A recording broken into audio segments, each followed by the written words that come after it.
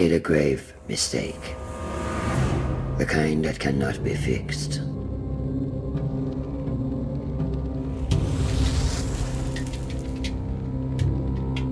It all began with a war between two mighty deities. A conflict with dire consequences. The fighting rent the very fabric of our world. As the crack deepened, it spread like the grasping roots of a tree. And through that fissure, something terrible escaped. Something unnatural.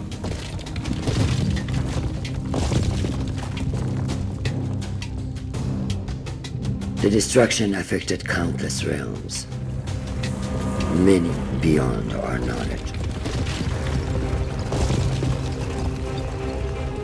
But then, when all seemed lost, the deity created a holy sign, a way to seal the crack and stop the blight. And for many years there was peace. But even an instrument of order can be dangerous if it falls into the wrong hands. I was tasked with giving the sign to the just ruler.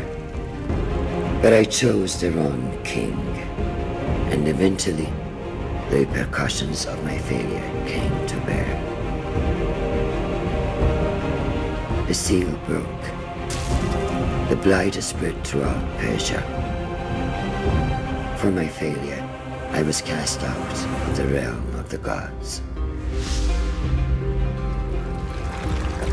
Imprisoned within a realm of shattered memories and forgotten souls, redemption eluded my grasp. I was weak, consumed by pity, and resigned to my deserved fate. But then, something unexpected happened. A human found me. He too was broken and took pity on a fellow tormented soul. And deep within those strange eyes, I glimpsed something I had lost. Hope.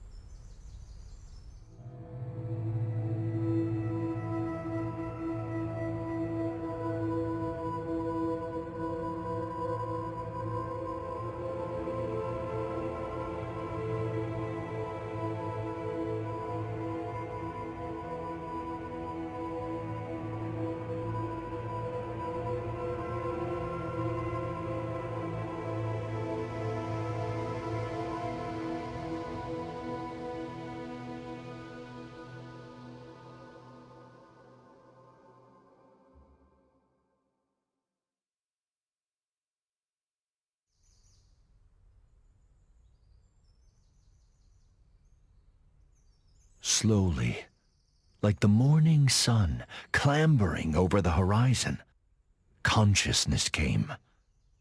He opened his eyes.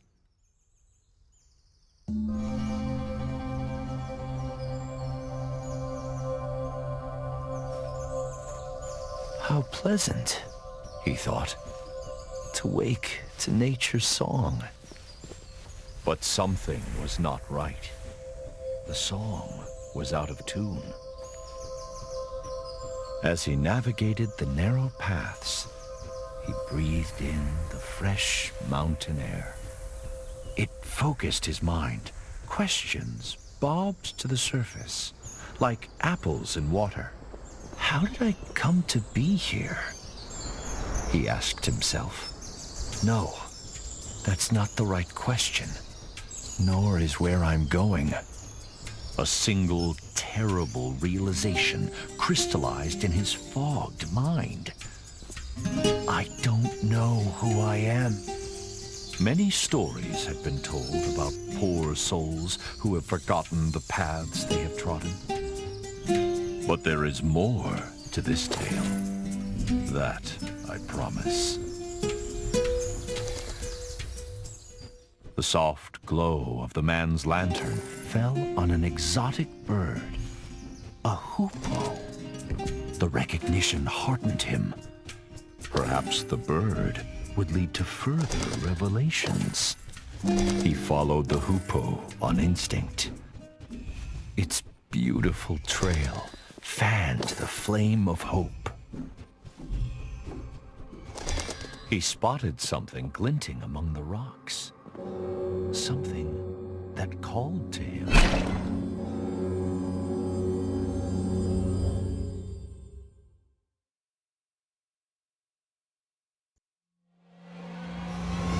All he did was pull that hatchet out of the stone. A simple act with a remarkable outcome. The revelations, there was no way back. Whatever this mysterious place was, he had to push on. The weight of the hatchets in his hands brought some comfort as he journeyed deeper. Help me! Who's there? The man called, his voice muffled by the thick, static air. Please, help! Where are you? No answer came.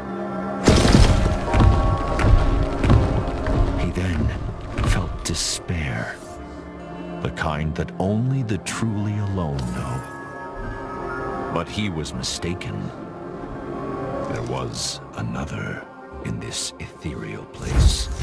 The tree was alive, but bound tight by otherworldly rocks and glowing tentacles.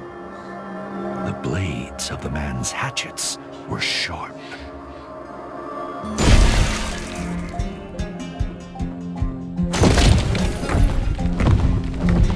The man didn't know if the creature were friend or foe, but he felt its pain and fear mirrored his own.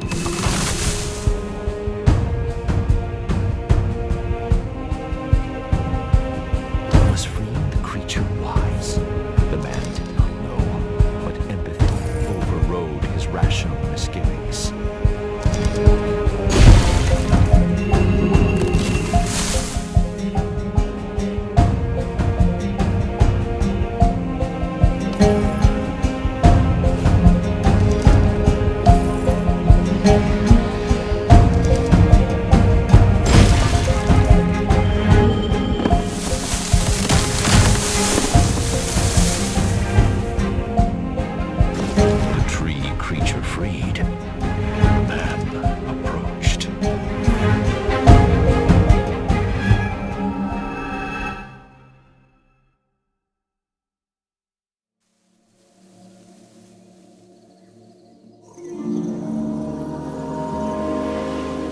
What happened?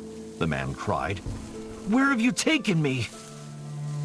Calm yourself, human. Did you not want to leave that alien realm? The tree leaned closer and introduced himself as All Seeds, a pomegranate tree. I don't know who I am, the man said. All Seeds pondered. Others like me have been afflicted by a sickness. Help them, and I will return the favor. All Seeds told the man to look for talisman stones, strange rocks protruding from the ground. Destroying the talisman stones would free his kind. Then, the mighty tree extended a great branch outwards, pointing east. Unearth the Connaught Gate to find the path forward. To find yourself.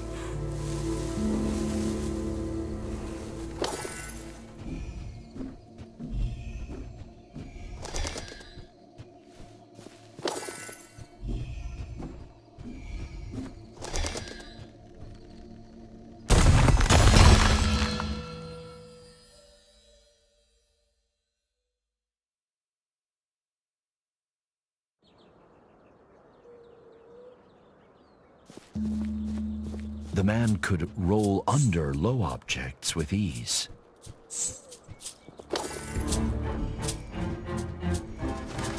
As he ran, the man mulled Allseed's words.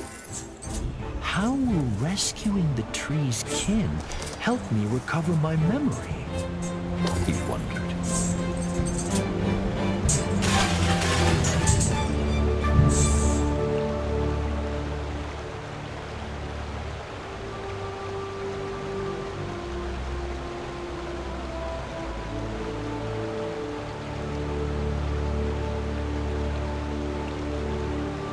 It appeared to be a diary entry, engraved into the stone. But to whom it belonged was a mystery. As he trod the winding path, the man thought about everything that had befallen him. He worried about the nature of the sickness that Allseeds had spoken of. How extensive was it? And how would it manifest itself? Little did he know that the answer to the latter question would begin to reveal itself a few steps further.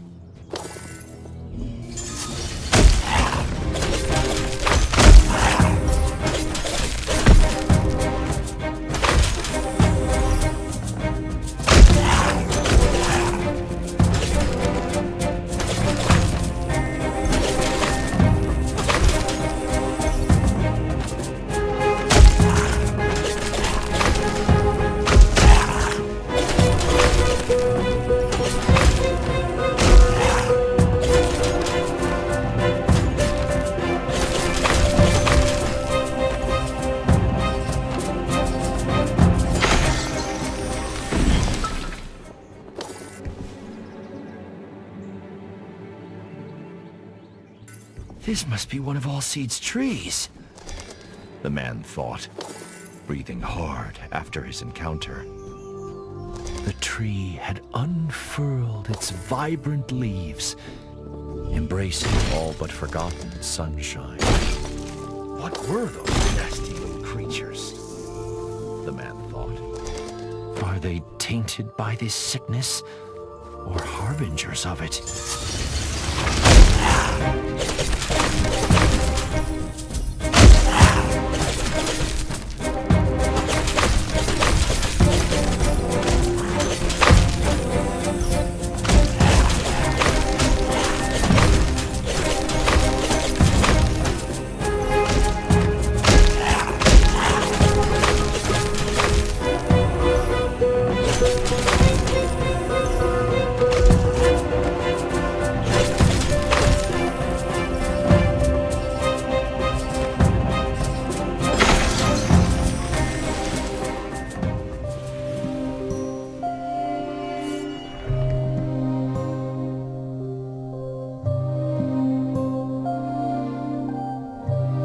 As the second of Allseed's kin was released, night cast its veil over the land. The inevitability of dusk, the serene quiet of it, brought the man a sense of peace.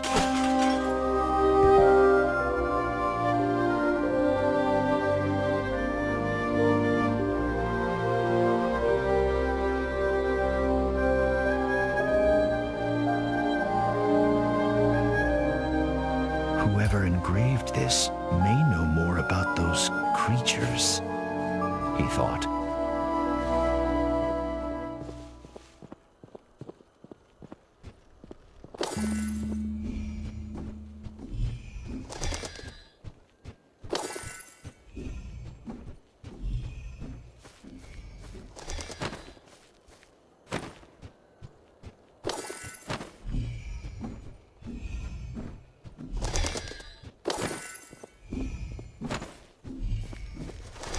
Smallseeds was right. There is a sickness afflicting nature. The talisman stones must be at the heart of it. But where did they come from? Were those swarming creatures defending them? So many questions, so few answers. And still, he didn't know who he was.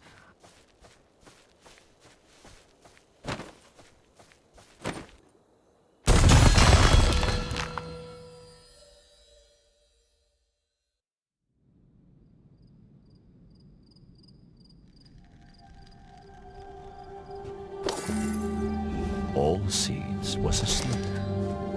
A huge pomegranate hung from a branch.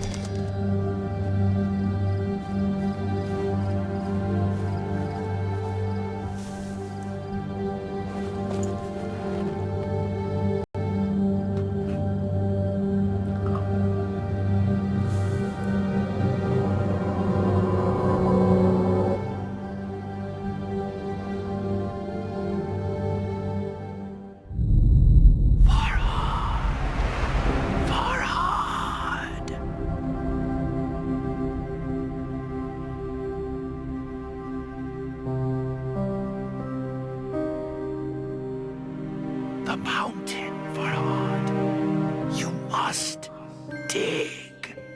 I need you here.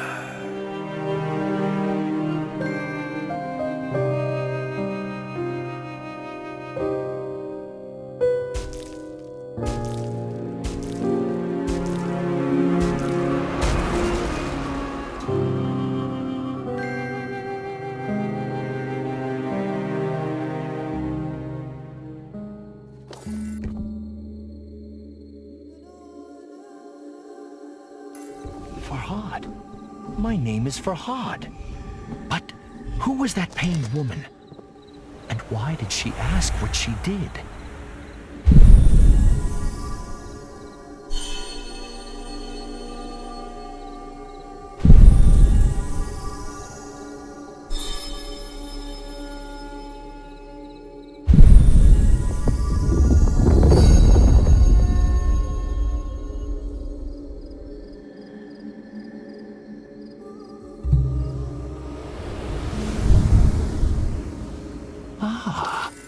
Does she want amethystine stones? Farhad wondered.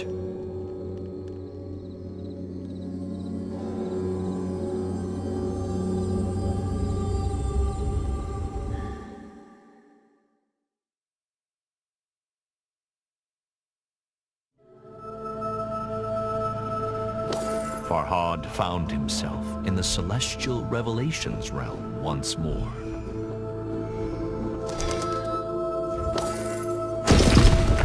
The desperate whisper echoed through the strange starscape, calling, beckoning. Farhad! Farhad! Farhad could hear years of agony in those few words. Help me, Farhad! Please! Show yourself! Farhad called into the twinkling black. Where are you? But if he was heard, the whisper didn't say.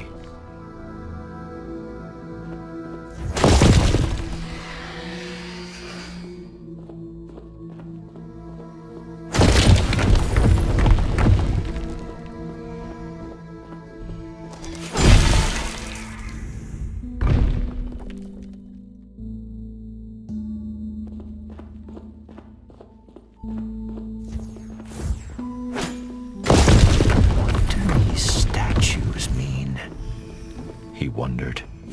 One was of the mysterious woman in his hazy memory.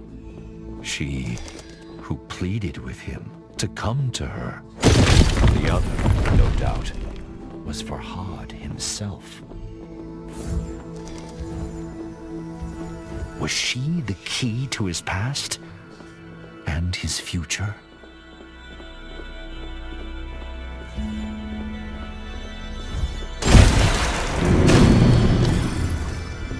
As the statue brought down its hatchet, the white liquid flowed.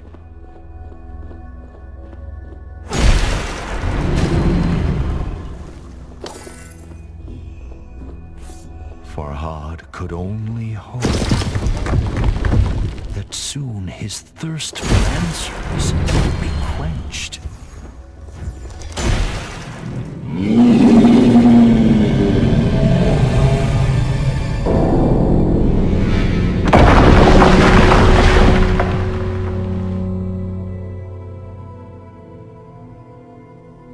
The din of the fallen bell shocked Farhad, but the guttural roar of some unseen creature terrified him far more.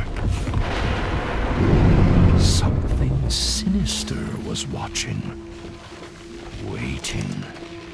But Farhad seemed to have one ally. Although Alseid's motivations were shrouded in mystery, he had come once again.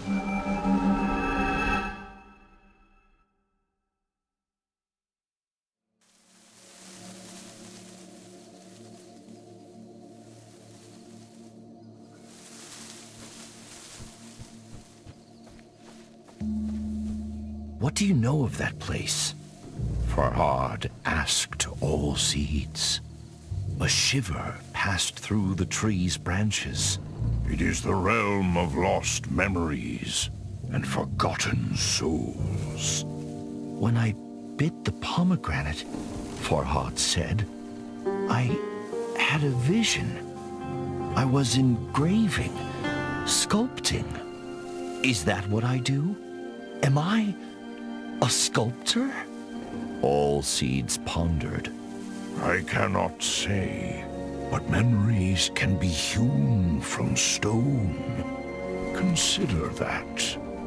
More of my kind are trapped. If you can help them, perhaps I can provide answers. Farhad turned to leave, but Alseeds held out a gnarled palm.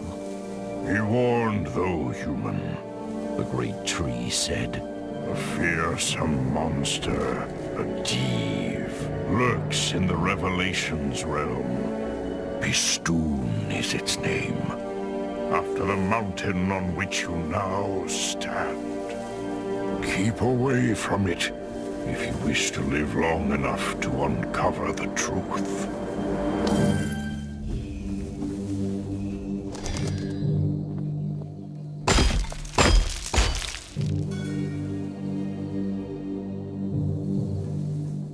Farhad stood back and admired the engraving.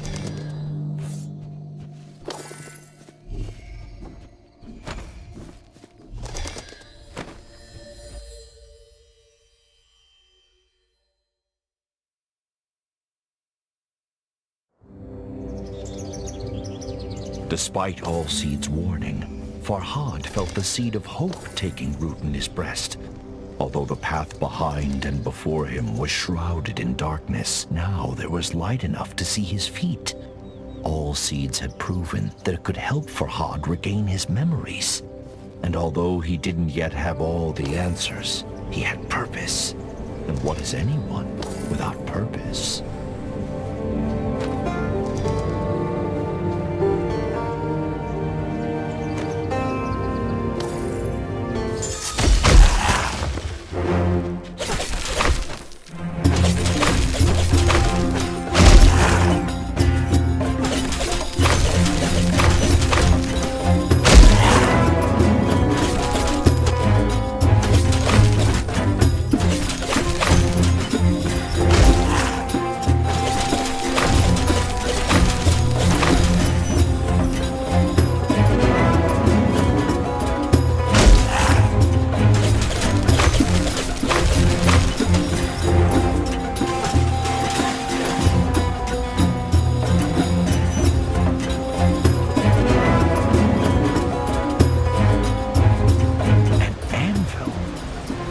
Smithing skills were no match for his sculpting skills, but he was confident he could improve his hatchets.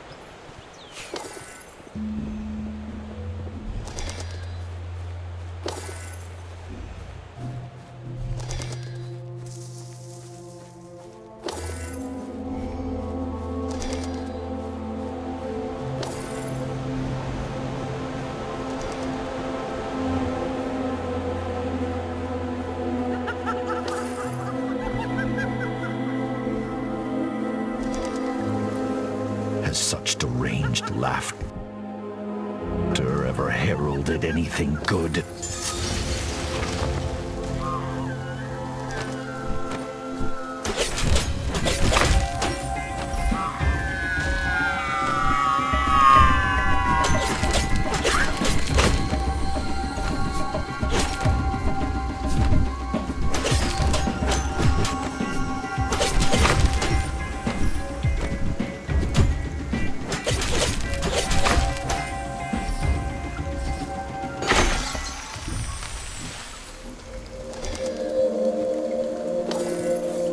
A sculpture caught Farhad's attention.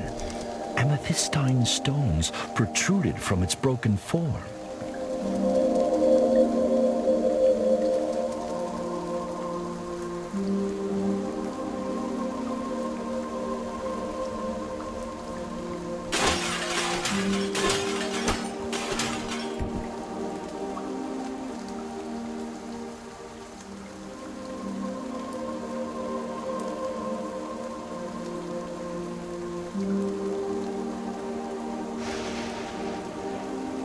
Farhad realized that being light on his feet was the key to evading the Peri's projectiles.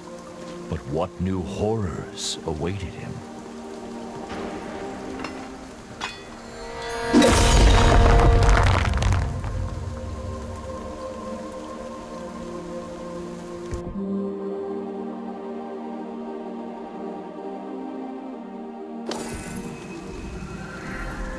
Farhad felt a new affinity with his hatchets, as though they were a part of him.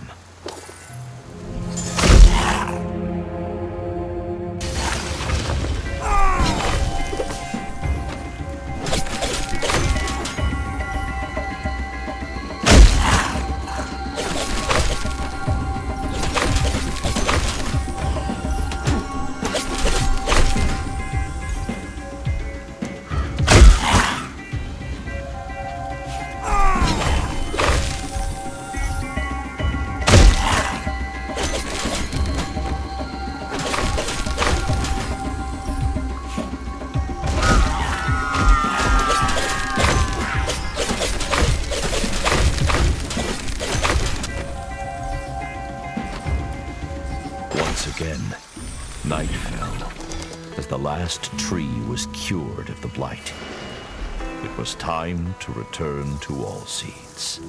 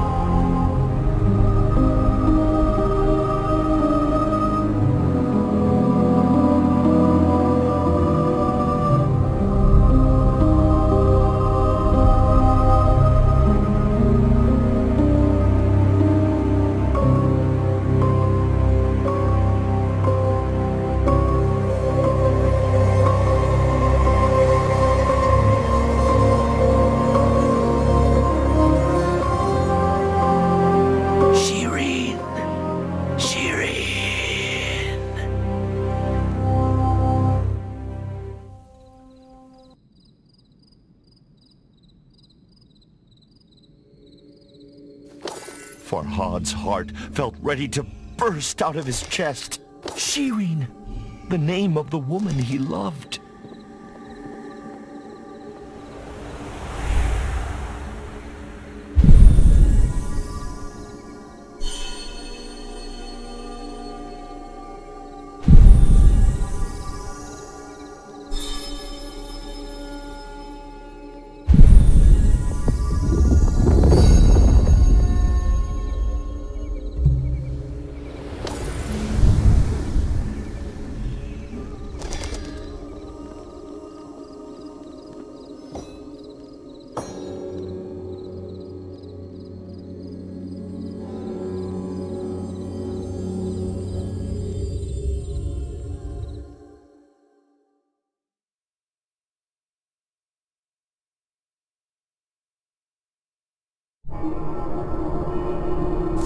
Silence hung thick in the ethereal air, as if God himself were holding his breath.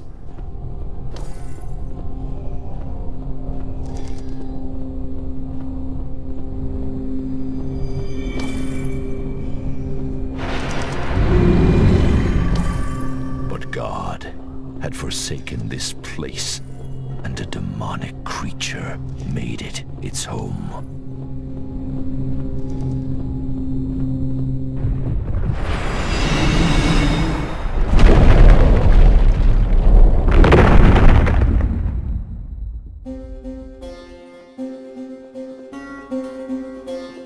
Something, perhaps the ominous roar, had activated the talisman stones.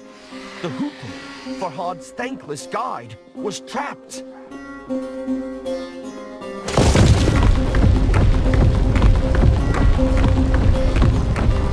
Farhad couldn't help but dwell on Allseed's dire warning. Beware the Div Bistun, if you value your life.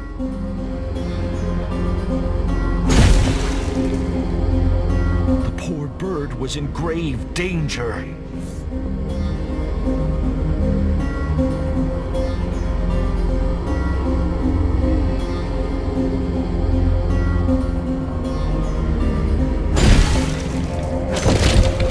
Farhad found his attention drawn to the floating island, pierced by menacing light. He could remember nothing about it, but somehow it seemed familiar.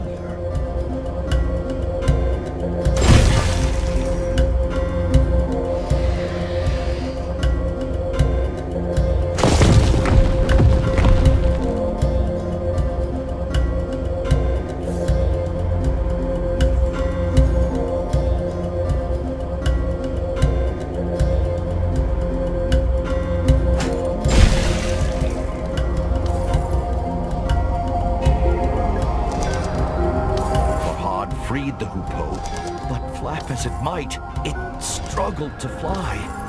He tried to cradle the bird in his hands, but it evaded his gentle grasp. Perhaps Allseed's embrace would cure the bird of its injuries. If only it could do the same for Farhad.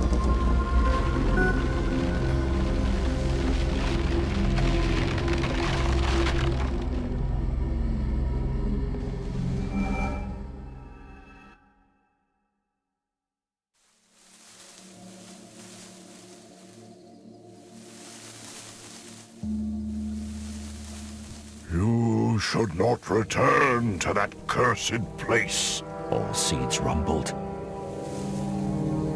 Farhad shook his head. I must have answers, he said. I have to find Shireen. Allseeds sighed. A sound like the wind rustling through leaves.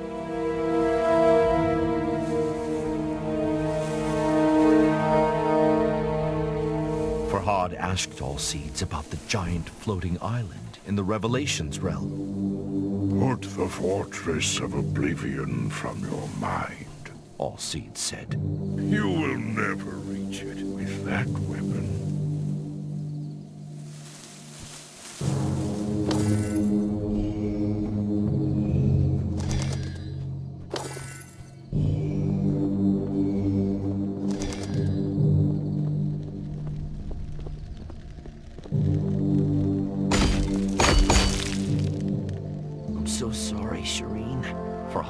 muttered under his breath. It pained him that he could ever have forgotten his love. What has done this to me, he thought.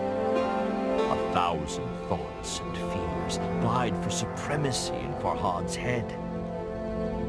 But all coalesced into a single burning goal. He had to find Shireen.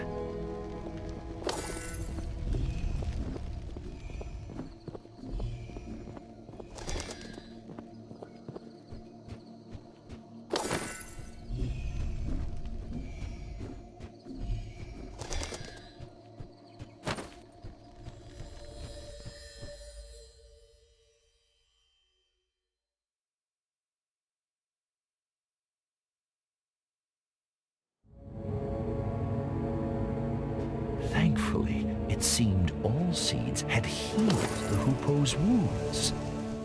The little bird darted from one perch to another with a grace that brought a smile to Farhad's lips.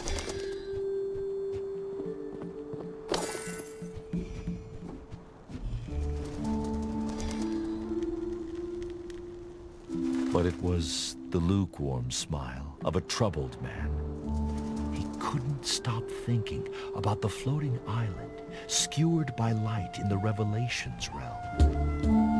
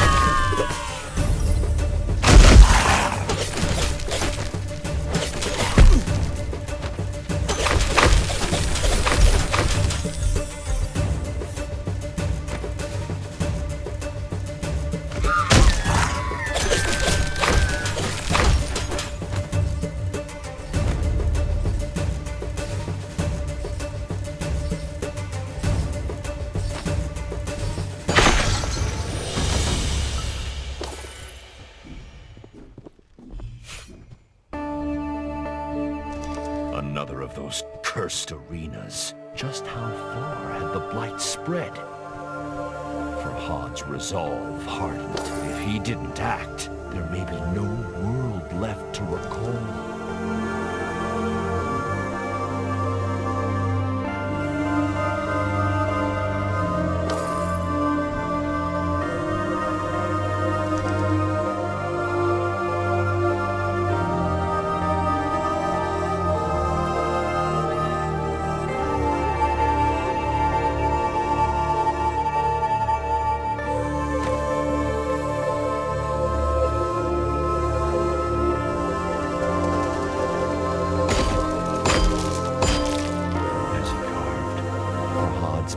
Of Shireen grew stronger.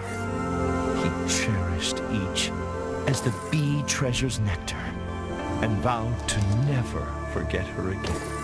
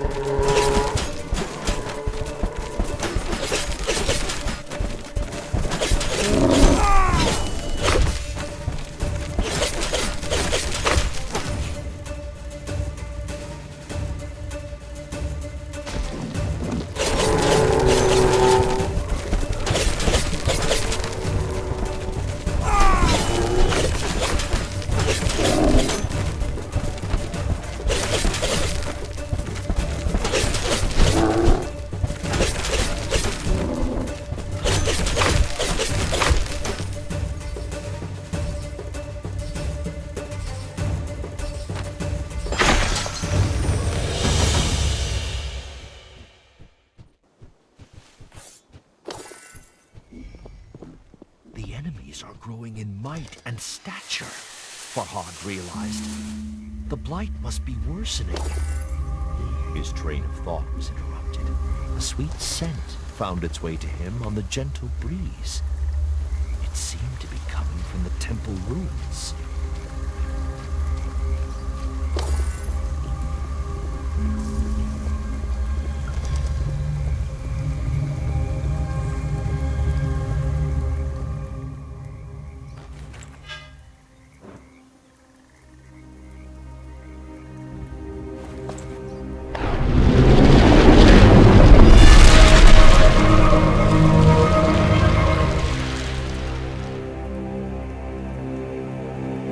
Pickaxe's handle was carved from the fragrant branch of a pomegranate tree.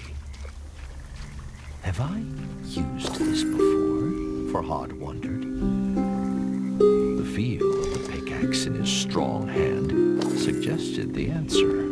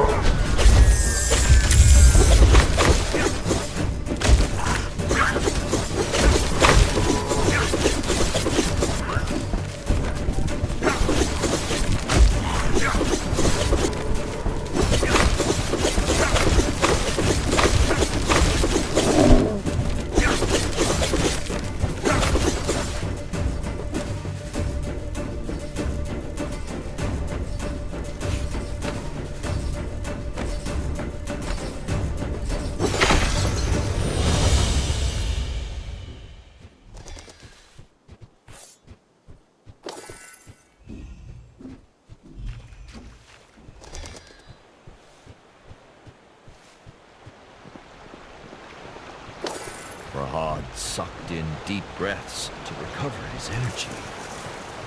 But despite his exertions, he realized he was humming the broken notes of some long-forgotten song.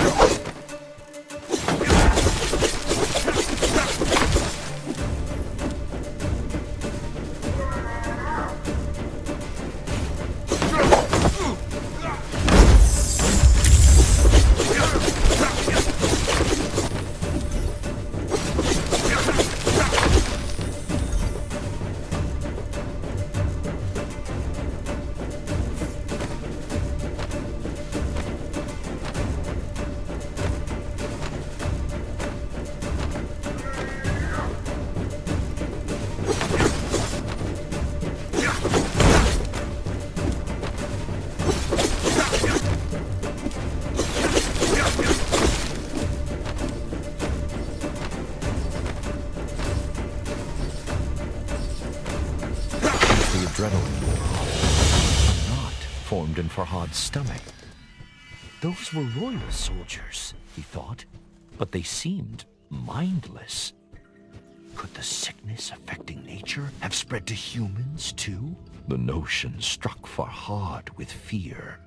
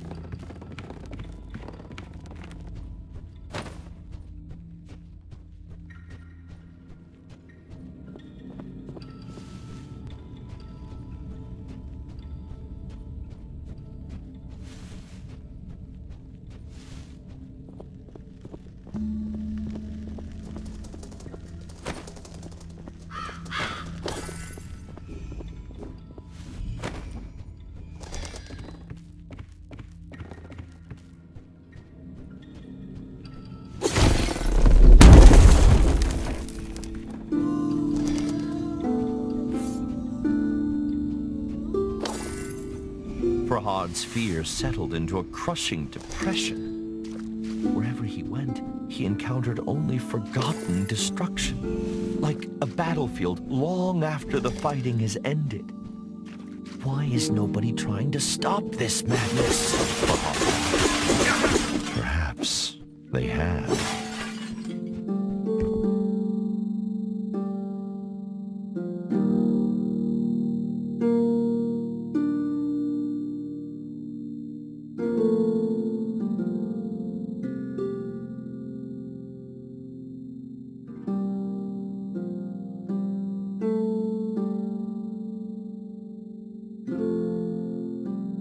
A smile touched Farhad's lips, for he was well acquainted with those wondrous trees.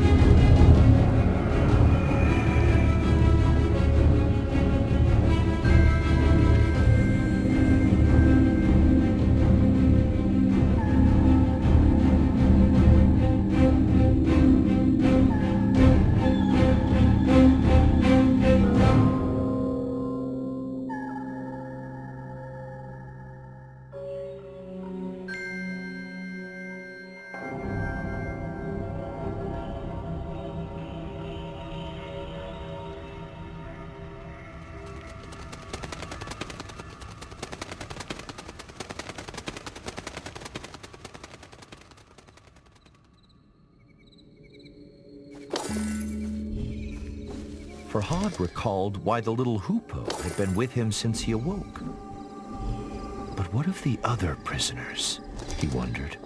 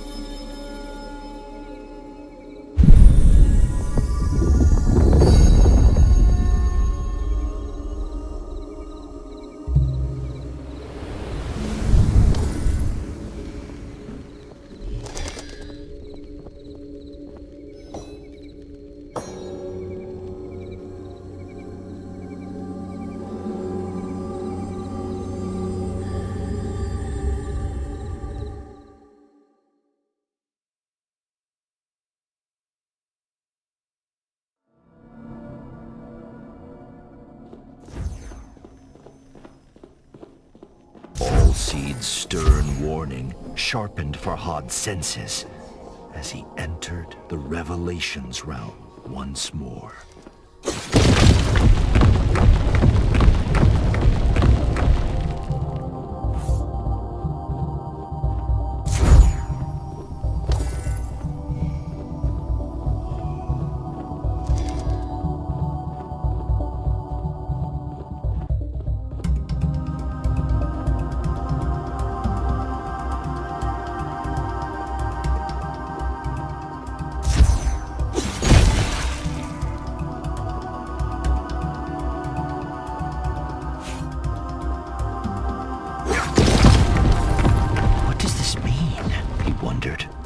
Whisper interrupted his thoughts. Please, my hands.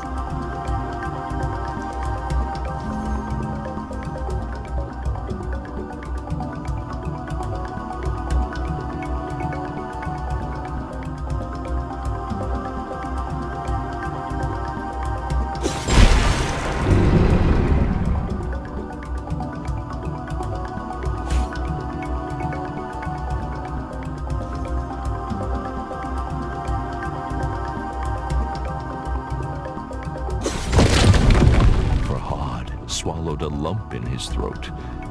He could feel eyes upon him.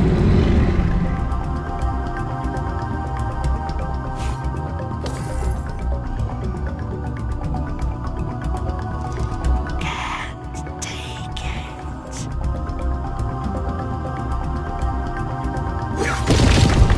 He was nearing the imprisoned Whisper.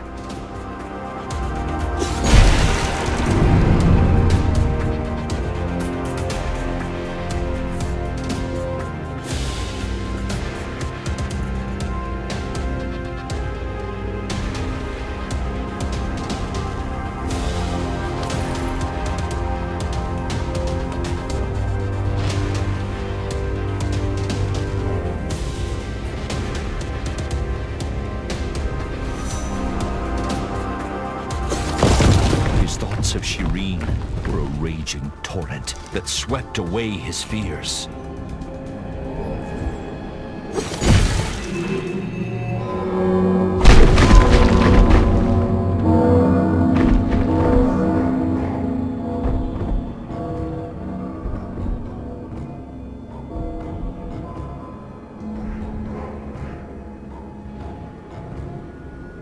Amidst the pealing bells, Bistun's roars grew louder, closer. But the fortress of Oblivion beckoned. The path to his love was open, and so he ran.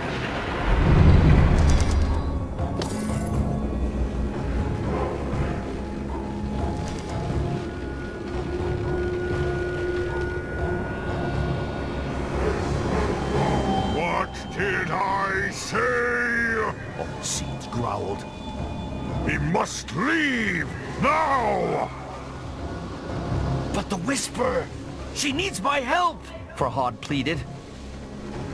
All Seeds scowled. Anyone in that infernal place is already... The great tree broke off. Time had run out.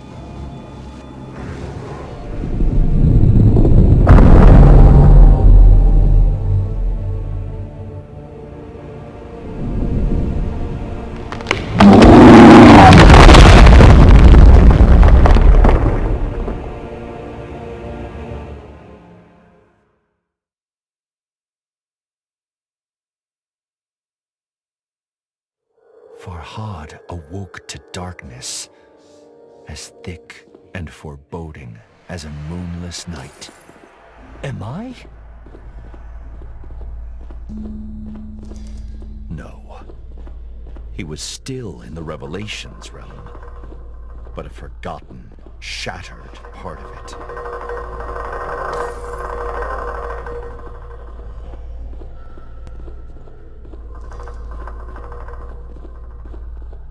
The memory of Bistun's terrifying appearance sent a shiver down Farhad's spine. Little wonder they named a mountain after him. I have to find Allseeds and leave here. He clenched his fists and cursed his stubbornness.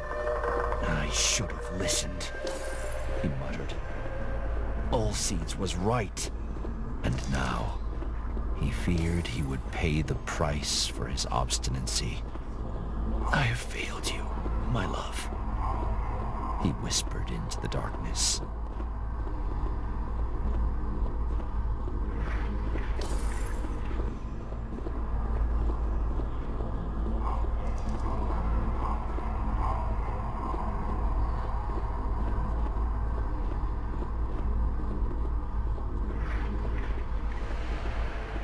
Lost in his thoughts. At first, Farhad didn't notice the statues lining his path.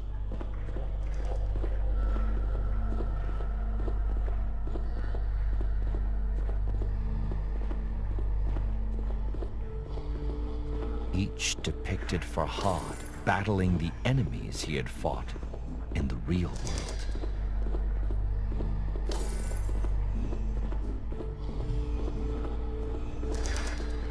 But in every one, the foes had overcome him.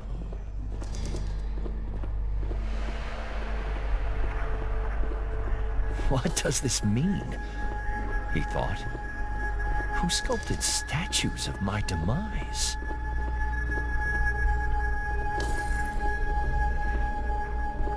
What cruelty is this? Farhad demanded of the lifeless statues, but they offered no answer.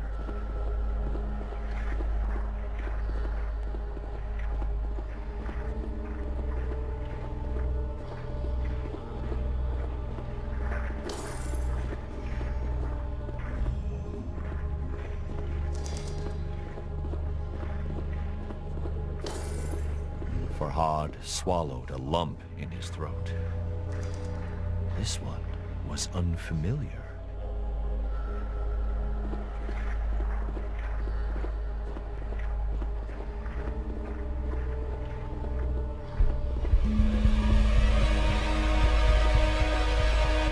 We have to go, Farhad said. Allseeds smiled.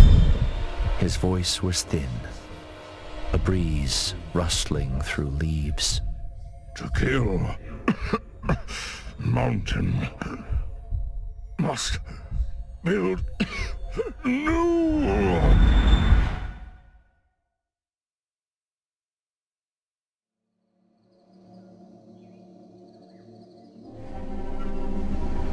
Farhad gripped Allseeds' amethystine heart. Tears stung his eyes.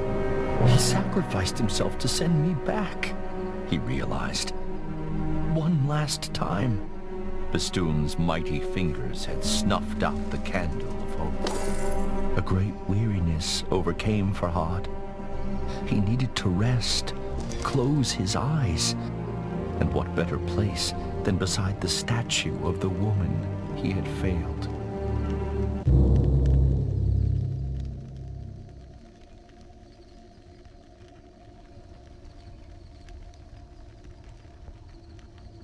Farhad, Wake up, A commanding, unfamiliar voice said, "Wake up and follow me."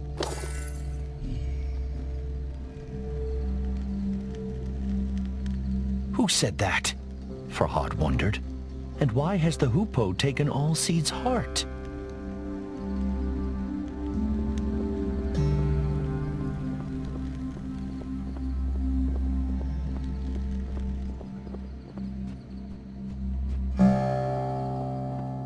It is good to finally speak to you, Farhad, the hoopoe said.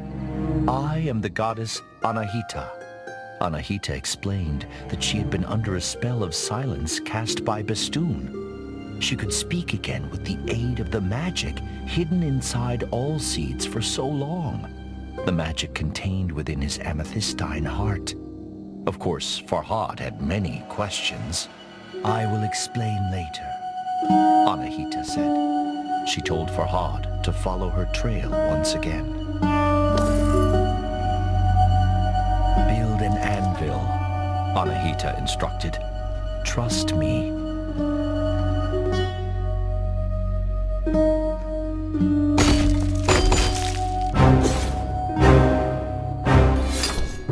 Now he could change his weapon at will. Come, time is short, Anahita said. We will talk on the way.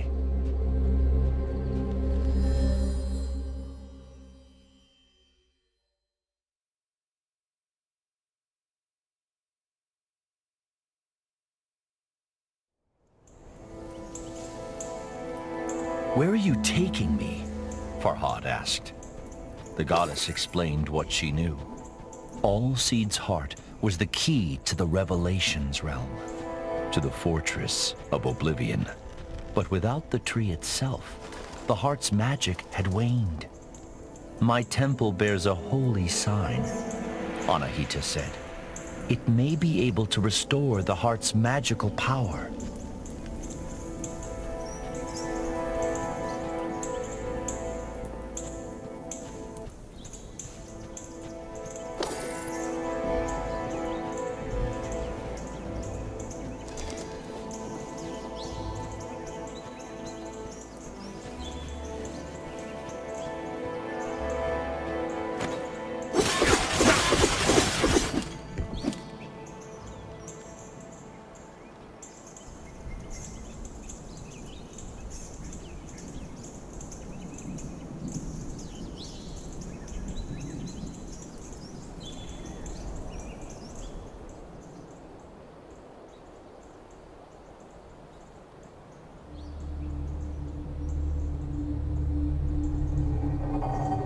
Have you seen the World Pillar? Farhad asked Anahita. Once, the goddess replied. An old friend of mine lives in its branches.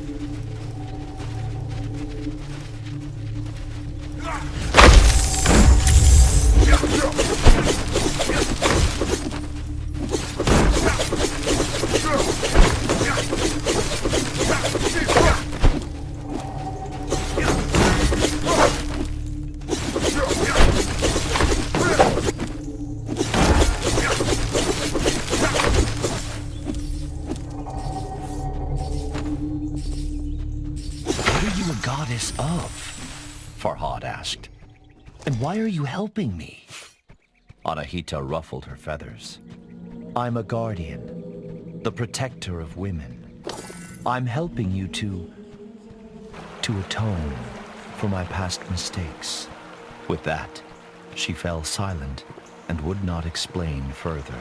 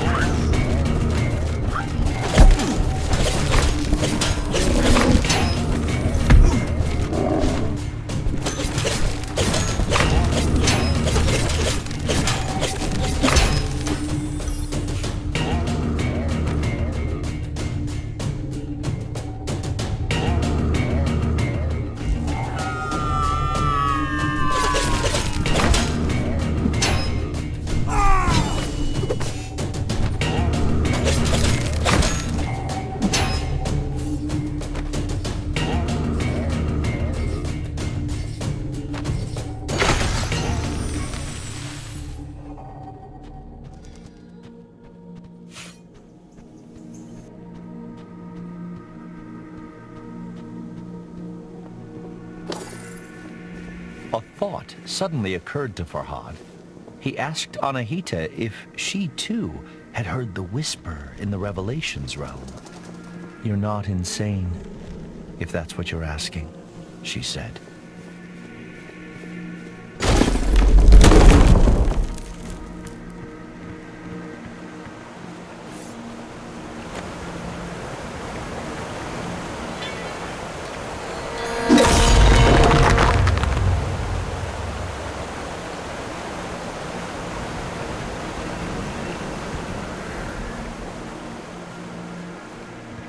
"Why were you in the Dark Realm?"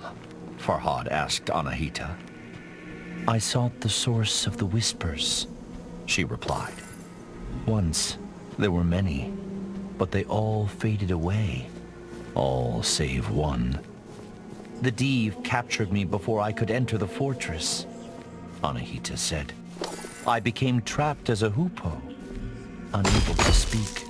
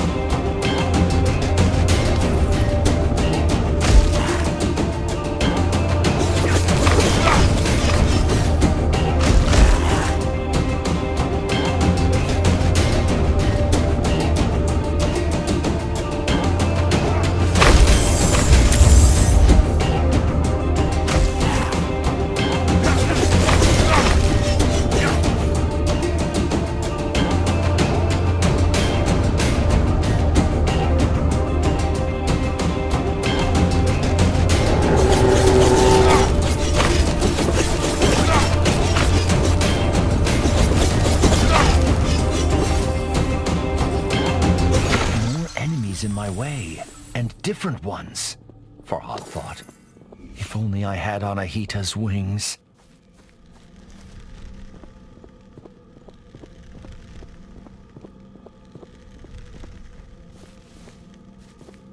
Farhad asked Anahita what she meant by atoning for past mistakes. The goddess sighed. I was tasked with giving the holy sign to the just ruler. I gave it to the wrong person. Chaos spread through Persia. I was cast out.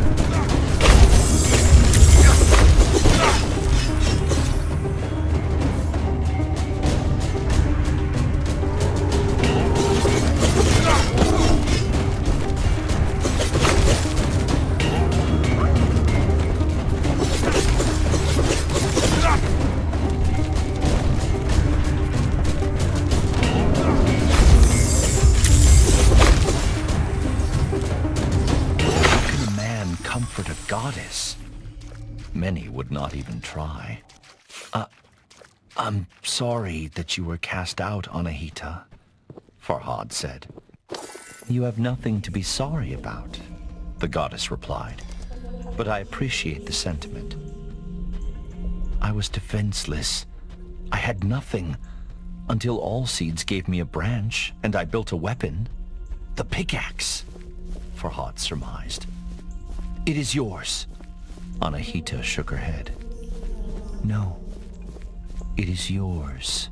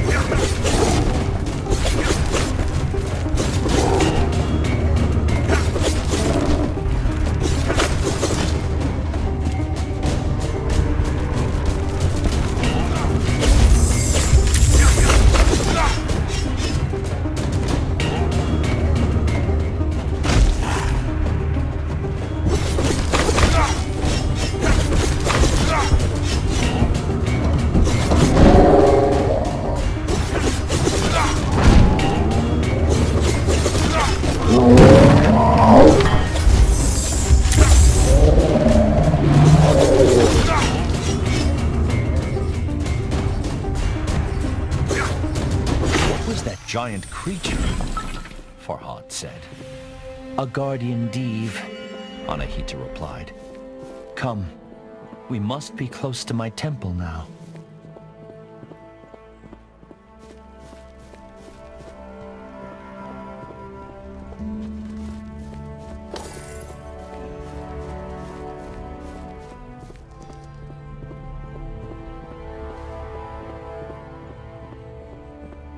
Farhad gazed upon the sigil with wonder and fear. Is that the holy sign? Yes and no, Anahita said. I built this one of many. It is based on the design that Ormazd gave me. Ormazd was not a name Farhad was familiar with. Ahura Mazda, the Lord of Wisdom, Anahita clarified. Suddenly, Anahita spoke with great fervor. Now my temple is safe.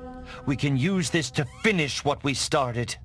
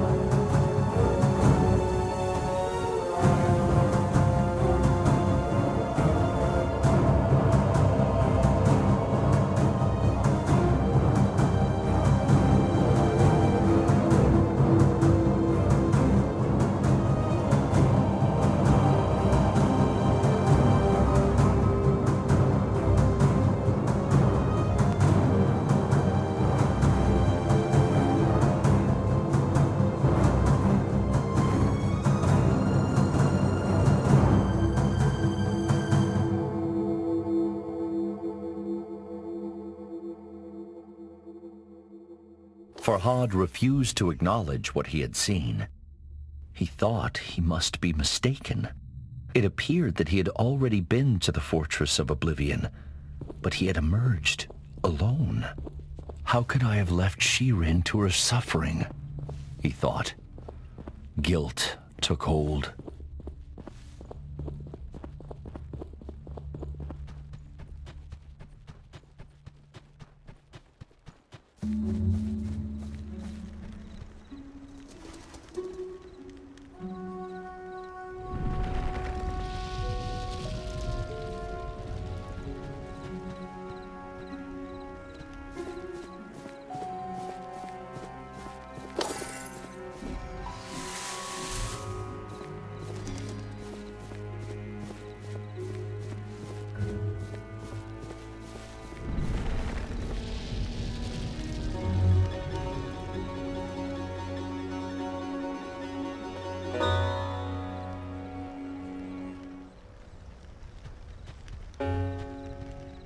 Farhad furrowed his brow.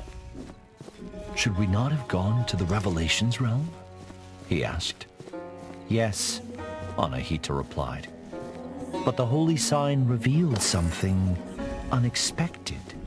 Alseid's heart was a memory stone. It holds a memory like a sponge holds water, Anahita explained. Like the ones you have excavated in Mount Bistun. But the engraving on Alseid's heart was incomplete. They needed to find the last temple to fully restore the memory.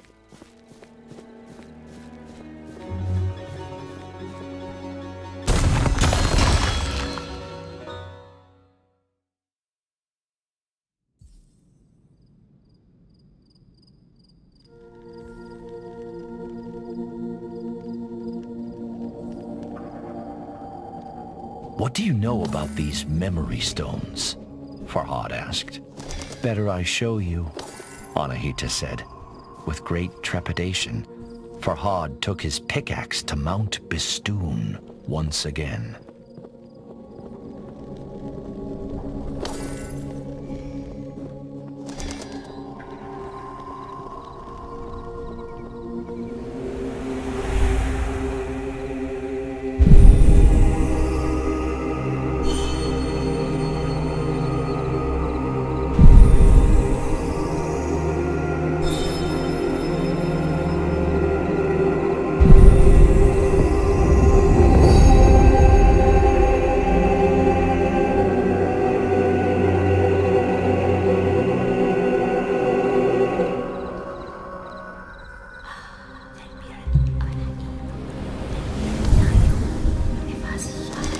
And then, the goddess spoke a word beyond Farhad's understanding.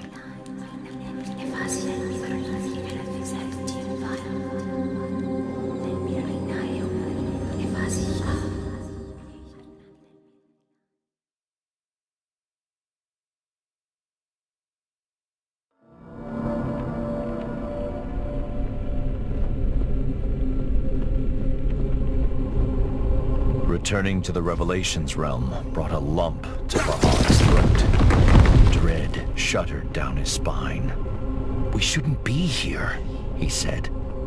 "The Div, Bistun, it will..." "It cannot hurt us," Anahita interrupted. "Trust me."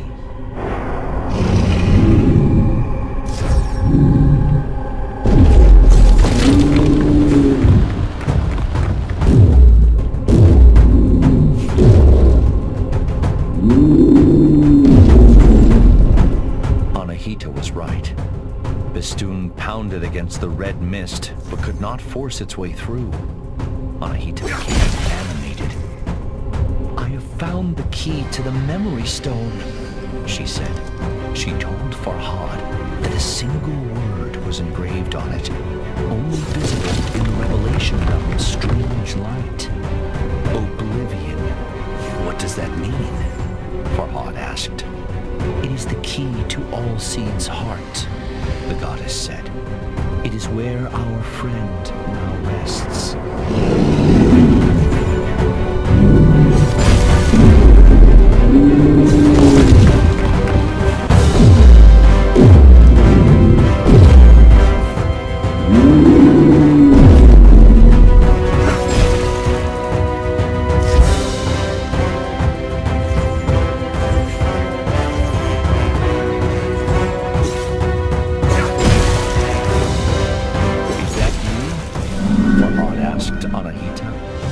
Anahita's voice was quiet and strained. "Yes, this is the memory of my imprisonment."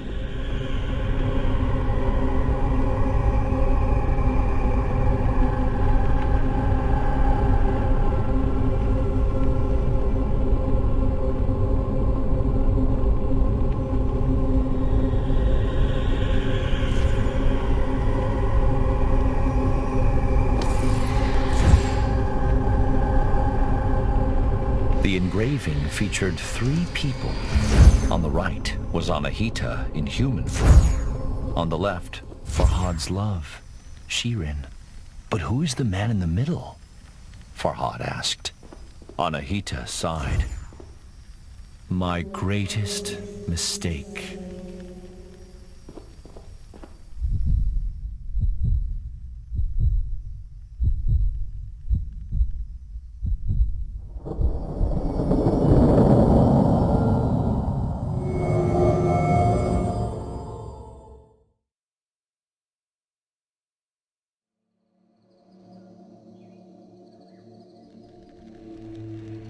Farhad staggered as the earth growled and shuddered beneath his feet.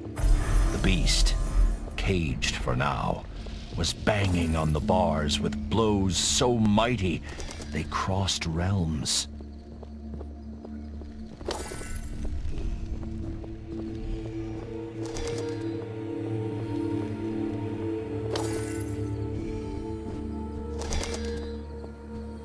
"We have Bistun's attention," Anahita said. "You must confront it." I'm not ready," Farhad said. How can I defeat such a creature? Anahita spread a wing. Look around. Look at what you've created. How far you've come.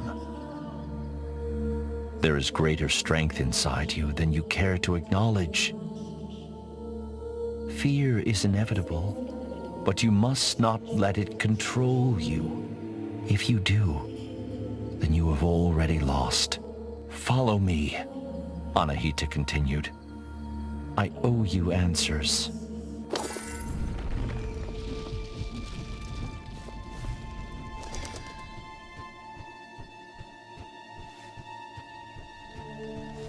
He is my great mistake, Anahita said. I chose him, and I chose poorly. How does this help me defeat Bistun? Farhad asked. Anahita sighed. You still have much to learn, human. Patience, for one. Everything has a weakness, the goddess said. Humans, Div, even gods. But before Anahita could say what Bistun's weakness was, she told Farhad they first had to address his.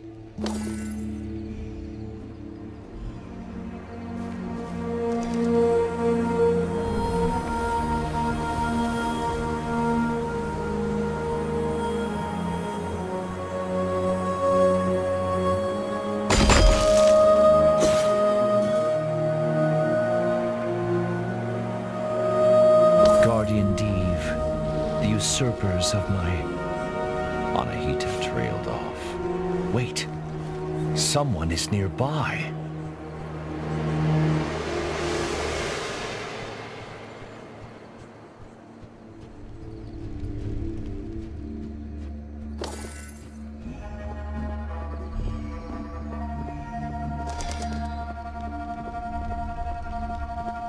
Farhad blinked. His jaw dropped. He couldn't believe who stood before him. She was more graceful than a swan, more beautiful than a moonlit lake. Farhad knew he should have felt only relief at seeing Shirin safe. But to his great shame, his happiness was tinged with chagrin. He had dreamed of saving her from imprisonment, yet here she stood. How did you escape? Farhad eventually said, his voice trembling. Escape, Shirin said, with furrowed brow. Why would I need to escape my castle? I have been there since you built the milk canal. But, you whispered to me, Farhad began. You are not well, Farhad, Shirin said. I have come to plead with you to stop this madness. But Shirin, my love, I do all this for you. Shirin cast down her eyes. I am sorry if I have misled, but you must know, I do not love you. With those words, the bottom dropped out of Farhad's world. But he had no time to brood.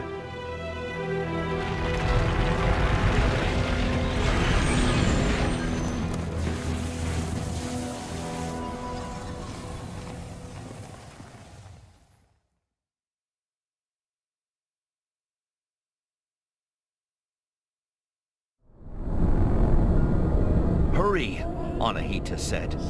She is in grave danger. Forget her harsh words. Prove that you are worthy of her affection.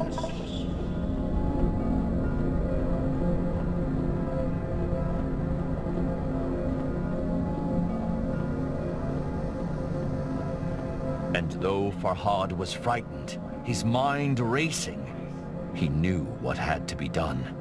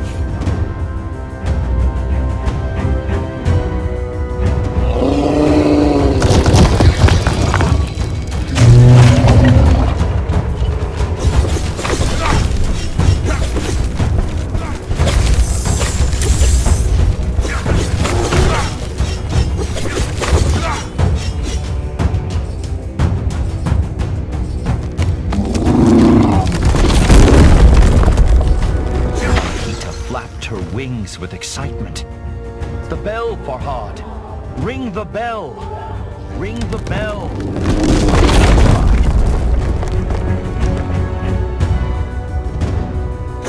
The bell would not peal, her small eyes brimming with sorrow. Anahita caught Farhad's despairing stare.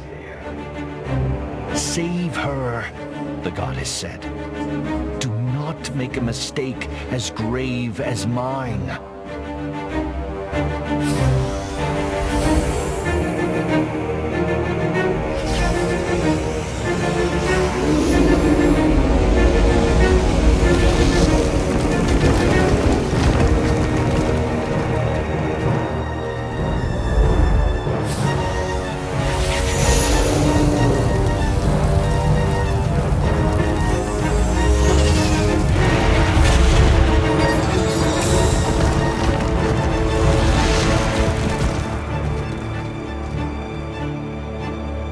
Anahita fought hard, but could not withstand the Diev's might. Farhad wept, for he had lost another friend to Bistun.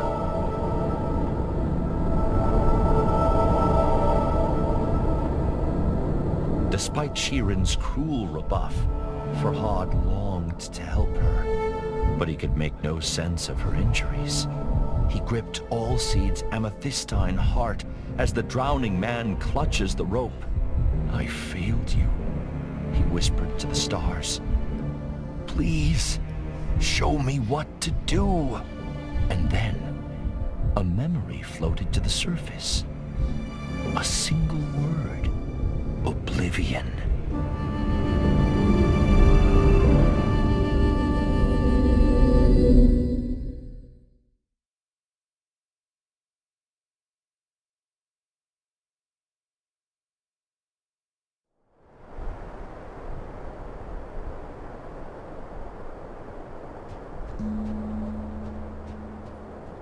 Don't give up, Farhad pleaded. Stay with me. Farhad cradled her in his arms, as if she were made of porcelain, and he saw something wonderful, the slight rise and fall of her chest.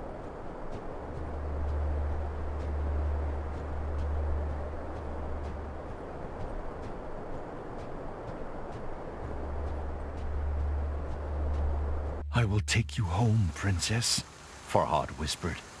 The rain ran down his craggy face in rivulets, masking his tears. Perhaps you do not love me, he said, sobbing. But I fought a mountain for you, and I put trusting friends in harm's way. And selfish as it may be, I would do it all again.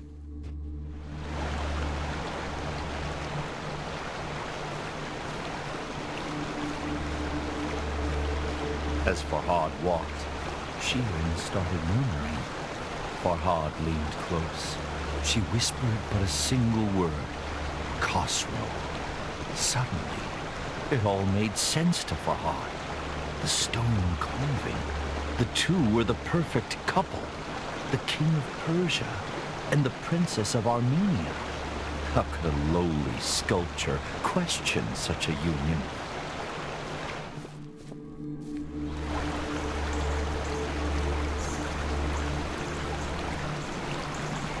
Suddenly, Farhad ground his teeth as a great fury washed over him. Not at Shirin, or even Khosrow, but at himself. What was I thinking? How could a princess love someone like me?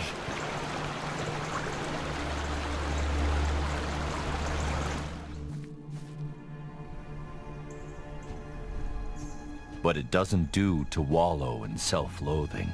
And other questions wormed their way through Farhad's anger. If not Shirin, then who does the whisper belong to? How could he defeat Bistun and enter the fortress of Oblivion? Why even try now? Farhad was ashamed by his selfish musings. What happened to Anahita? He thought. Does she need my help?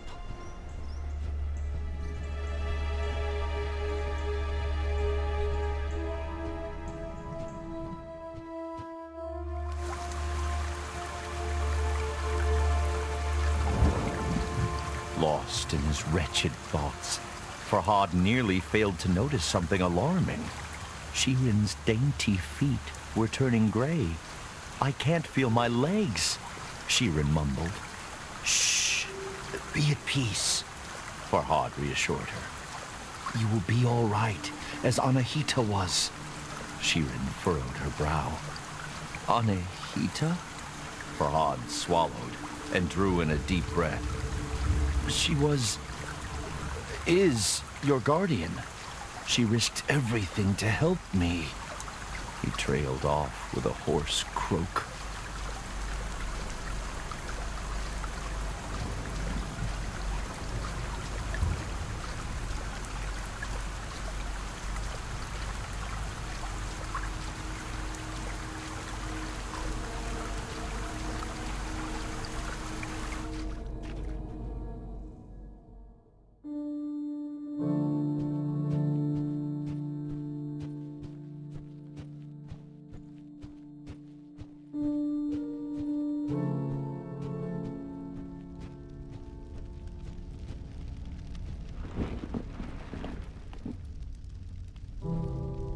I should check the rift is still sealed, Farhad thought, recalling the memory stone.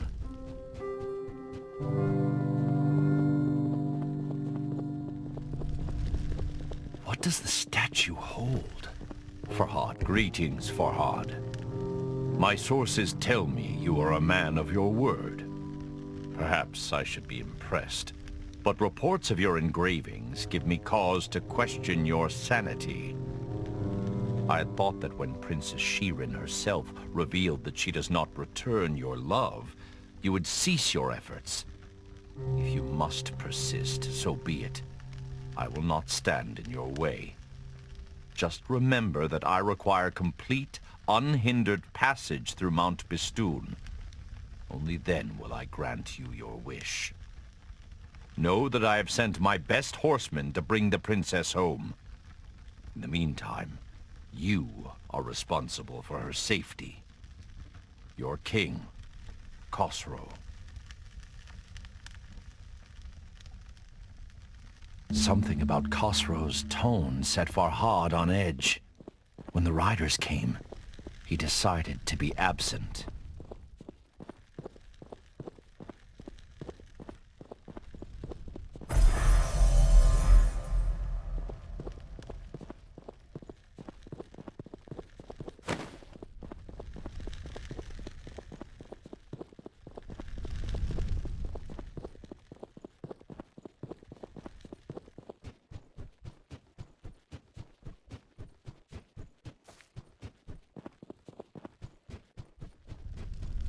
My lady, Farhad began, forgive me.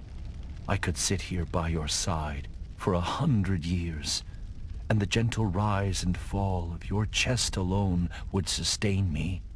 Farhad swallowed a sob. But I cannot stay. Anahita, the one I mentioned. I must find her, but do not be afraid. The king's men approach like thunder. You will be safe with them. Safer than you ever will be with me. And with that, he gently kissed his love on the forehead and resigned himself to never seeing her again.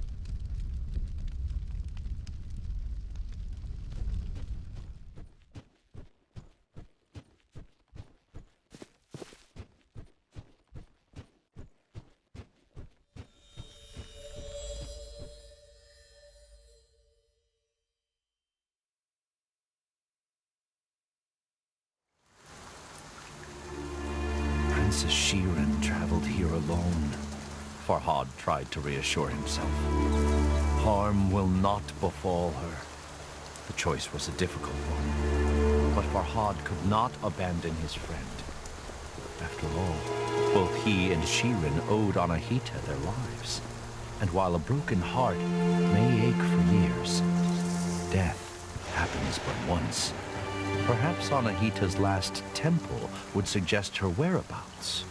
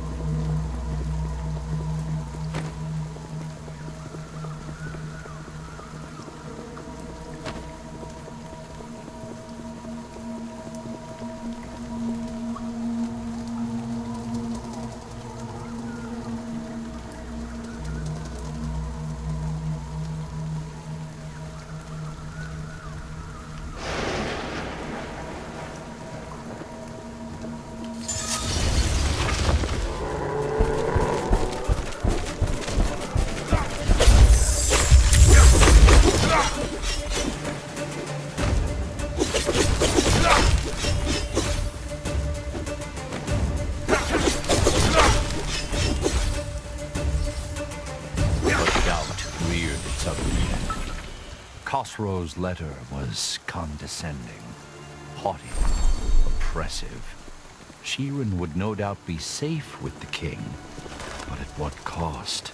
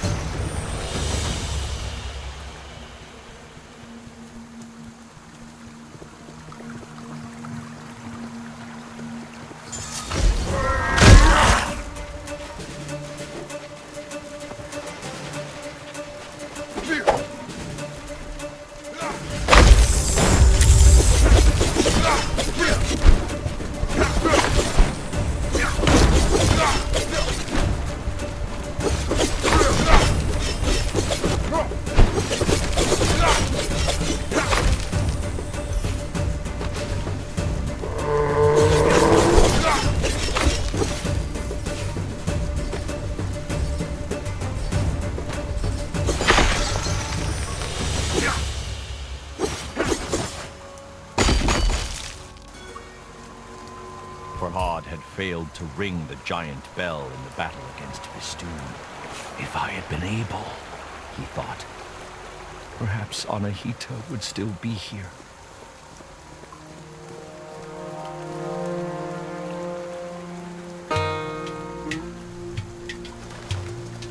Of course, Khosrow's letter had alluded to something else. An agreement between Farhad and the king. Why does he want passage through Mount Bistun? Farhad wondered. And what wish does he speak of? Could it be Shirin? The thought angered Farhad. The princess was not a prize to be awarded.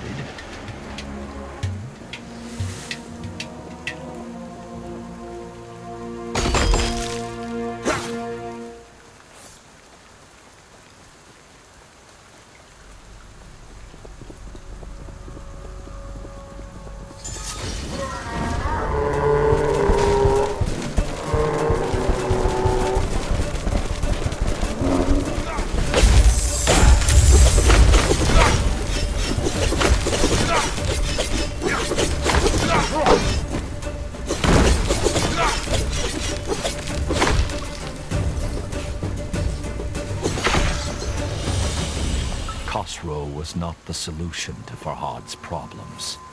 Bistun caused the blight, and no Div would bow to a king, no matter how powerful.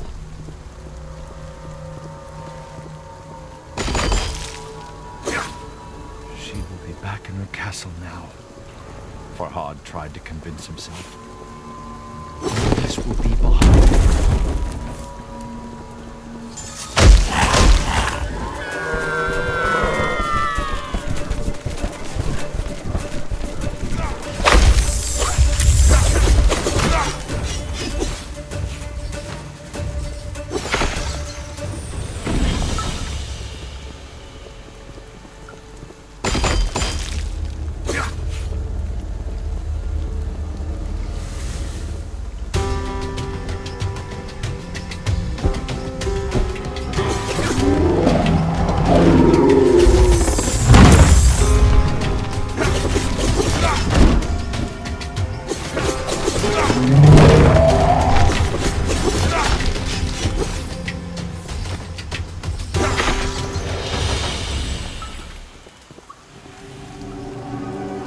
And fear battled within Farhad, but resolve overcame both. This time, he knew what had to be done.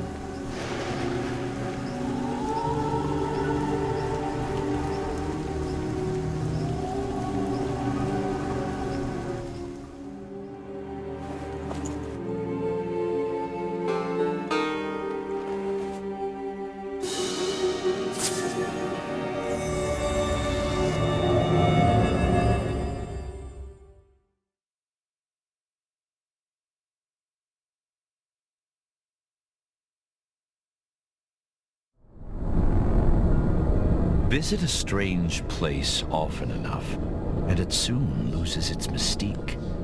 But this was the memory stored within all Seed's heart.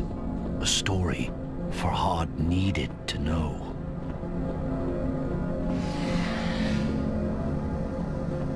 What is this for? Farhad wondered. It looks like some sort of mold. Looks like some sort of mold.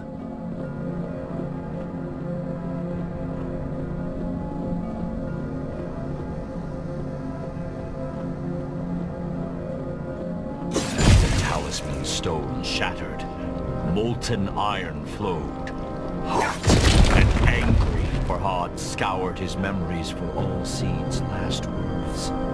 To kill a mountain, build something new. The mountain was clear, but build what?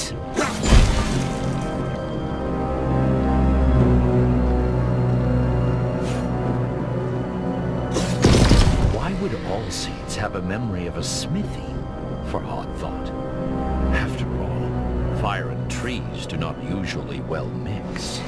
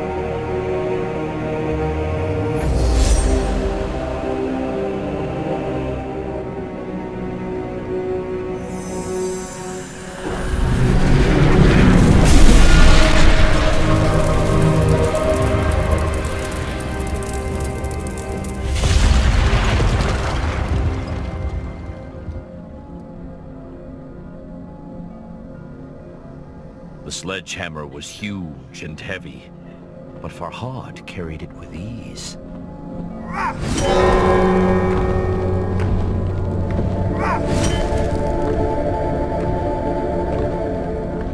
As he rounded the corner in the floating path, a gasp escaped Farhad's lips. Shattered remnants of his friend hung suspended in the air, unmoving, cold, lifeless.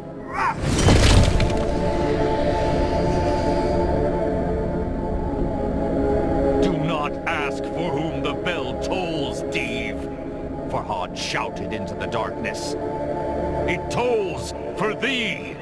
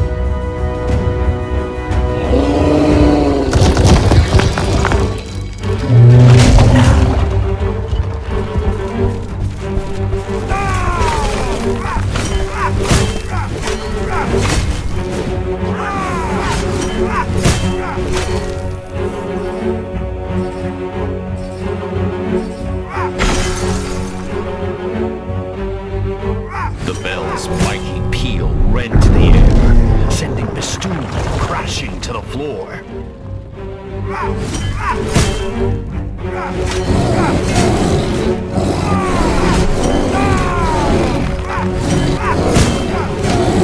This is for my friends, Farhad cried.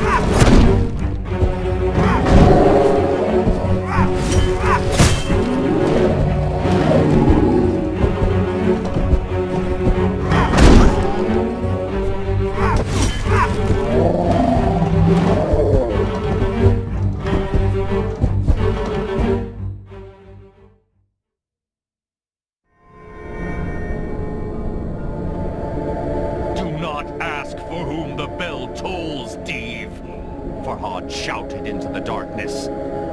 It tolls for thee!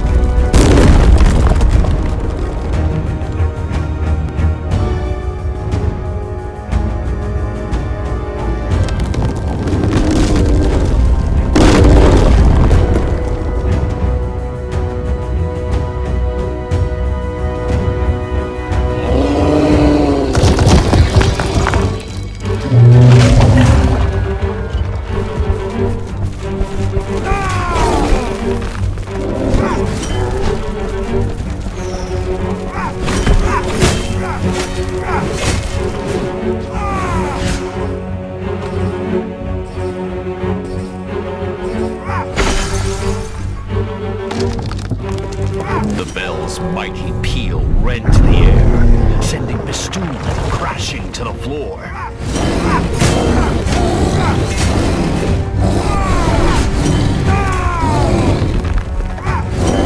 This is for my friends! Farhad cried.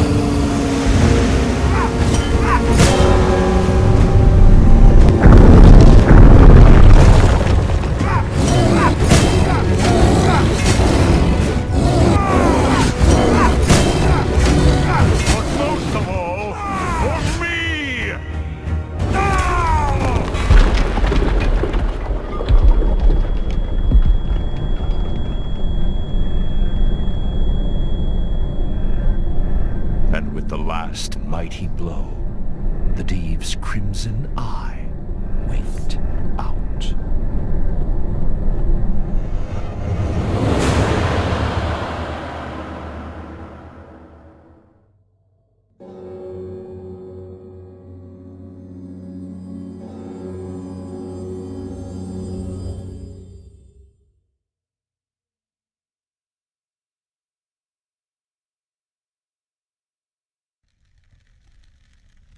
The storm within Farhad's heart rivaled the one that rent the dark skies. Bistun was defeated, but at such cost. He felt more alone than he had ever felt before.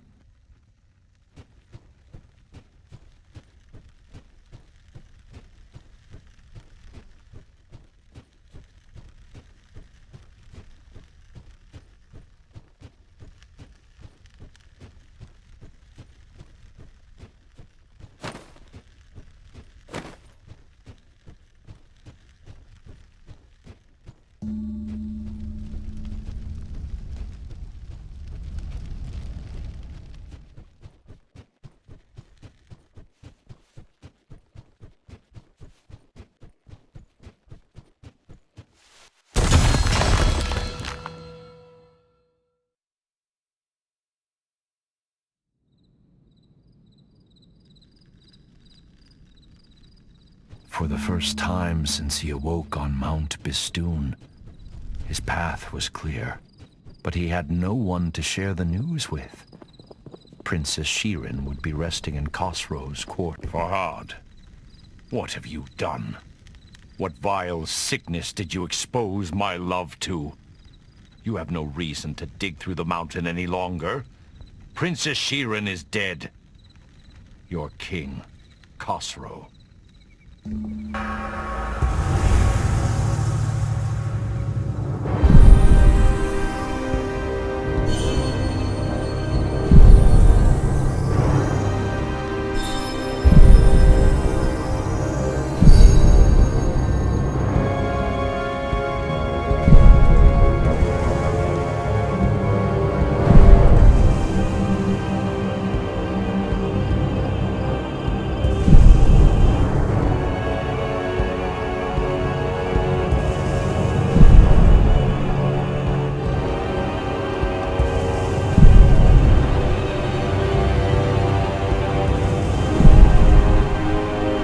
Consumed Farhad.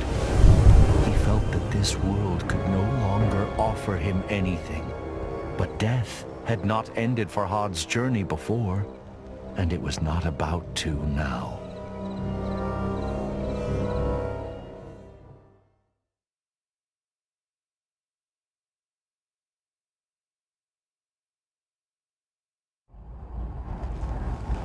Instead, Farhad drew ever closer to answers. The final steps on the path laid out before him. The path that ended in the realm of forgotten memories. The fortress of oblivion awaited him. And Farhad thought of all those who had played their part in getting him here.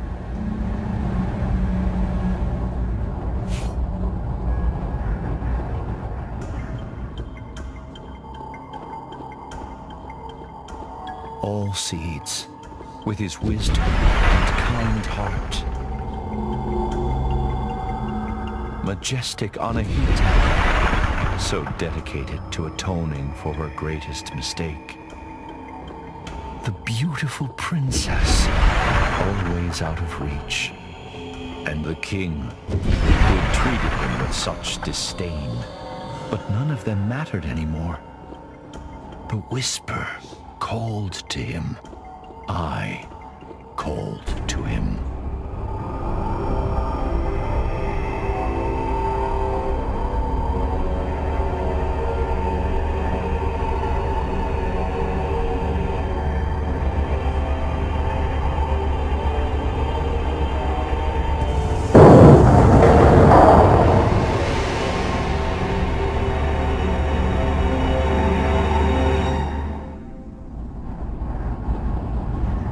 Fear and foreboding chilled Farhad as he walked amongst the horrors.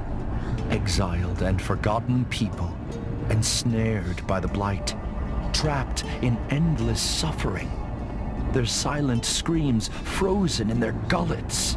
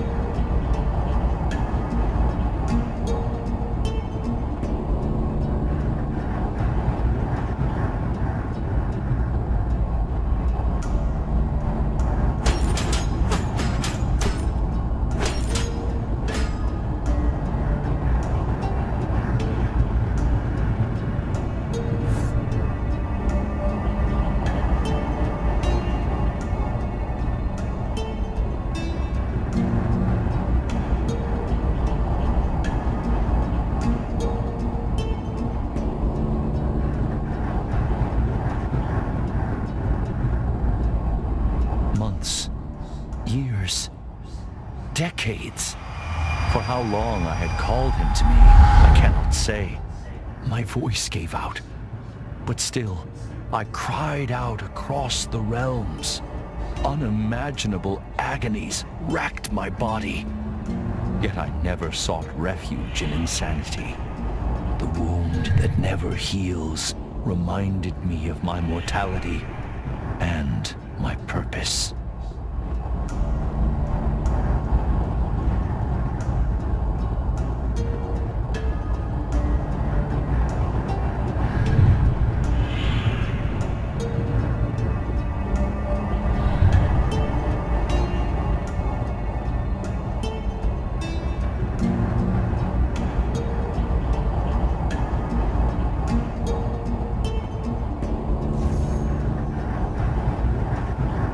I looked into Farhad's eyes and saw his pain and confusion. But even then, I saw a flicker of something else. Was it relief? Words eluded him, however. So I explained everything. I told him my name is Nizami. I was a blacksmith by day and a storyteller by night. I was banished by King Khosrow, exiled unjustly. On Mount Bistun, I was mortally wounded, but saved by the most wondrous fruit and guided by a talking tree. Then, I discovered an otherworldly domain, a realm of forgotten souls. But the Div found me. I was imprisoned in the fortress of oblivion, doomed to be forgotten, teetering on the edge of oblivion. Agony poured from my wound and took form. You, Farhad, are created out of my pain, out of my wound. I told him, you are the manifestation of hope, the embodiment of purpose. I had lost count of the number of times Farhad had reached my prison, but each time he had refused my plea. refused to set me free. I knew the choice was grim, but I had to prevail. My story is not yet complete, and so I gave him a choice. Liberate me, or abandon me once more. The path to the left was where he should engrave the wise decision to set me free, or he could add to the cruel records of abandonment to the right. You lie, Farhad said, his hands trembling. But I knew he did not believe his own words.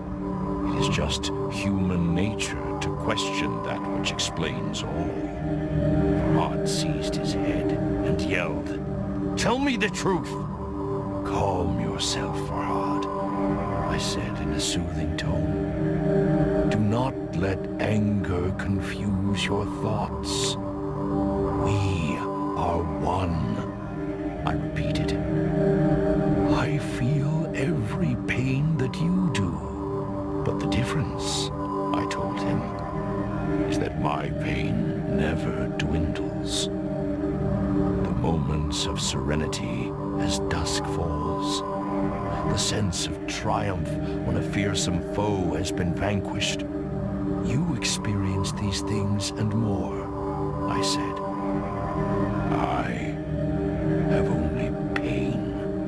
And when you faltered, and my agony was too much to bear, you were reborn from my wound.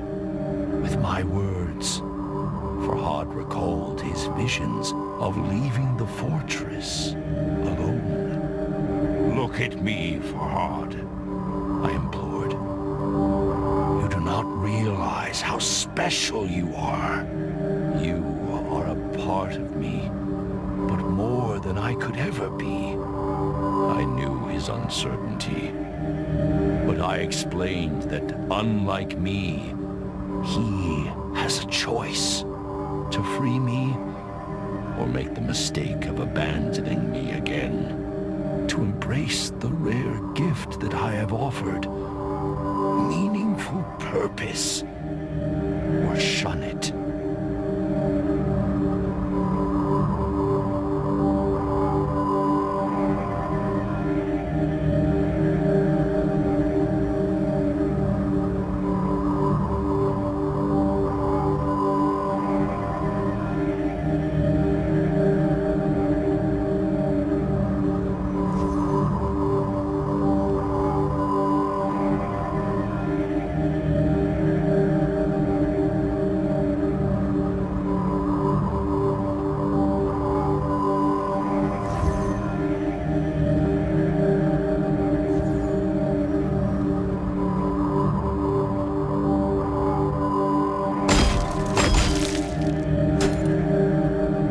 This time, I resorted to honesty to convince Farhad to release me.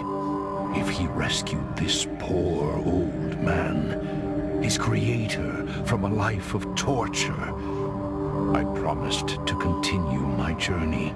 I would seek out the source of the blight afflicting nature, the reason behind the chaos that sweeps through Persia, and destroy it. But sadly, there was a catch. To leave my unnatural shackles empty would draw unwanted attention. Farhad would have to take my place. At this, the sculptor growled and turned his head. "Wait," I implored. "You do not understand."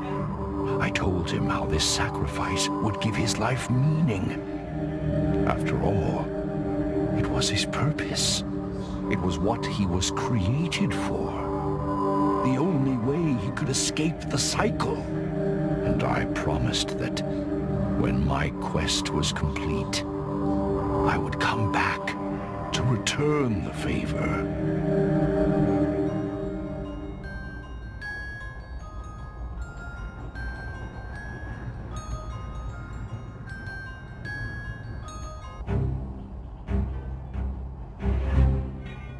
You have made the right decision. I told him.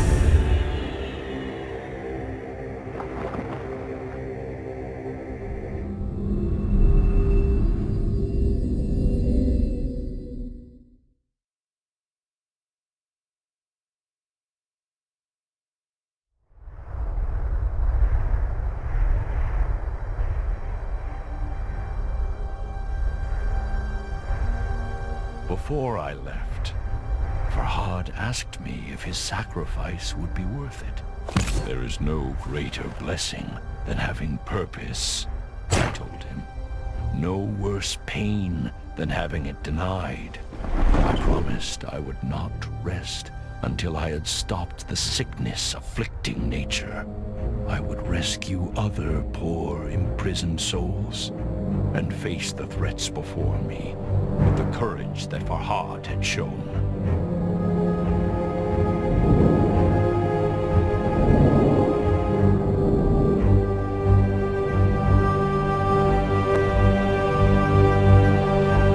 Amavant, I called.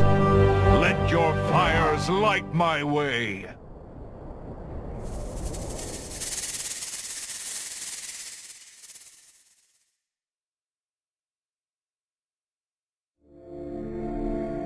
بیاورد ضحاک را چون نبند، به کوه دماوند کردش ببند.